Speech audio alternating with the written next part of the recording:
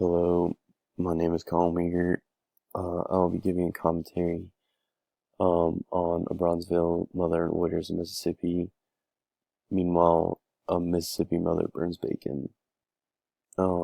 This poem is written by Gwendolyn Brooks, and it was published in her series called The Bean Years, and which was published in 1960. Um, it's kind of a direct reference to Emmett Till and the Emmett Till case and Carolyn Bryant. In this case, the mother that's loitering in Mississippi is Emmett Till's mother, and the Mississippi mother that burns bacon is Carolyn Bryant.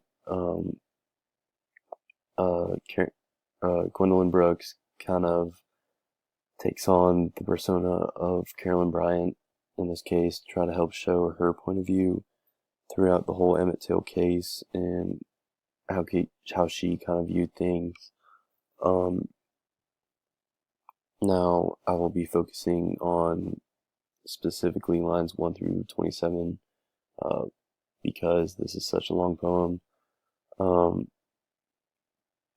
but I will be I'll be focusing in on Gwendolyn Brooks's use of archetypes, diction, and shifts uh, to help show the direct reference to the Emmett Till case and Carolyn Brooks or Bryant's perspective, as well as how she kind of creates a theme how love can blind even the worst acts of evil.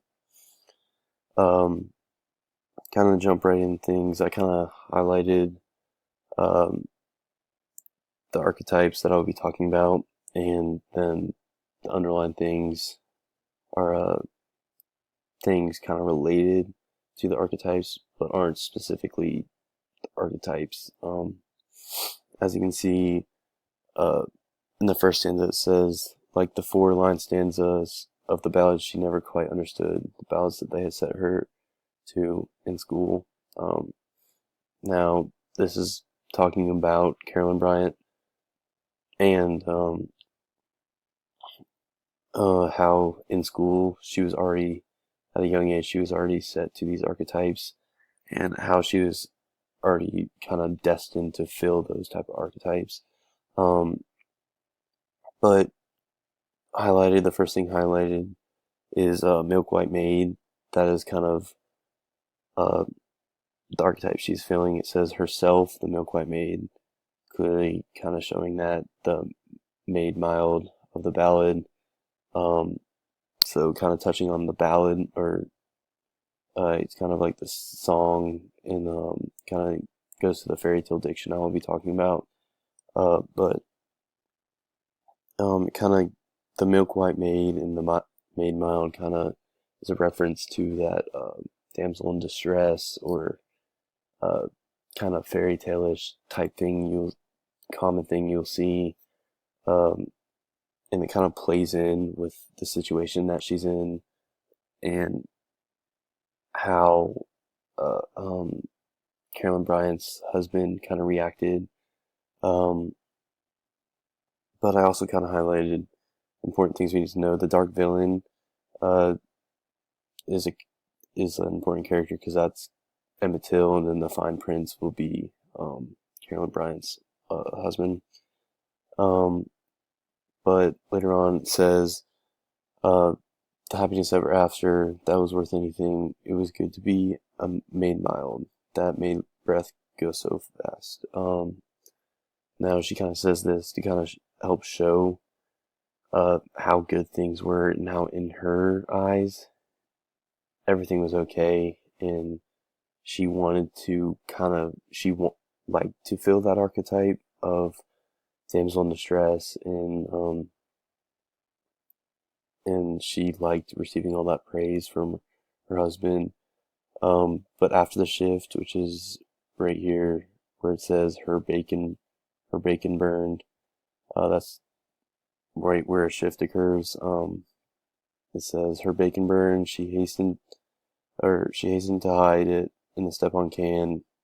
Um, Kind of helped show that she was trying to hide that she messed up because she wanted to fill that archetype of being the perfect wife and the maid mile. So everything a husband kind of looks forward to, but then it also later on it kind of to help show that it says the eggs and the sour milk biscuits did well. She set out a jar of her new Quince preserve. This kind of helps reference that how she was trying to impress her husband, and kind of like be good to her husband, and be that maid mild because she wanted his love and that was worth anything. But moving on, my next point will be the diction that Carolyn uses. It She uses kind of fairy tale diction and song like diction. So she says from the first it had been like a ballad. So ballads are kind of like songy poems and kind of got that song rhythm. So it's saying her life had been like a ballad, so she loved every part about it. And everything was going great. And kind of going into the second stanza, it says the happiness ever after. So everything she ever wanted is kind of going back to that archetype. I kind of referenced it a bit earlier, but the diction kind of helps point it out. That fairy tale diction kind of shows her perspective, and that's kind of what Carolyn or Gwendolyn Brooks is kind of trying to show the audience. However, after the shift, of course, it says it's kind of a shift back to reality, and her burning her bacon kind of helps show that she was kind of focused on something else.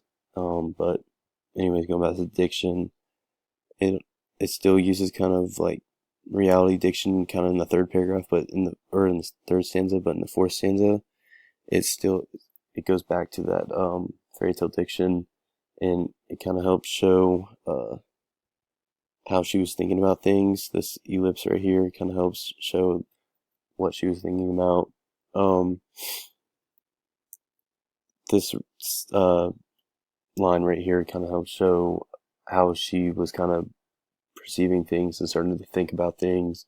He should have been older, perhaps. But perhaps is kind of how she kind of starts thinking about what actually happened in reality and kind of shifts back from that fairy tale and how she was kind of overwhelmed by the archetype she was put into, and then going back to reality and what actually happened and what her husband actually did. So I kind of talked about the shift a bit earlier, but kind of hit on it again. It's back to reality, and it's kind of important to note because this part in the poem is kind of when she starts realizing things that are actually going on in her life and not caught up in that happiness ever after and trying to be the perfect wife. Because what her husband did was wrong, and she's kind of realizing it now. And that's kind of what Gwendolyn Brooks was kind of trying to show, how Carolyn was kind of caught up in things, and being in the 1960s when the Civil Rights Movement was happening, it was important for the Black community to know. And so through all this, it kind of helps show how love can blind even the worst acts of evil, as I've previously stated, because she had this love for her husband, and it kind of blinded everything that was happening in reality.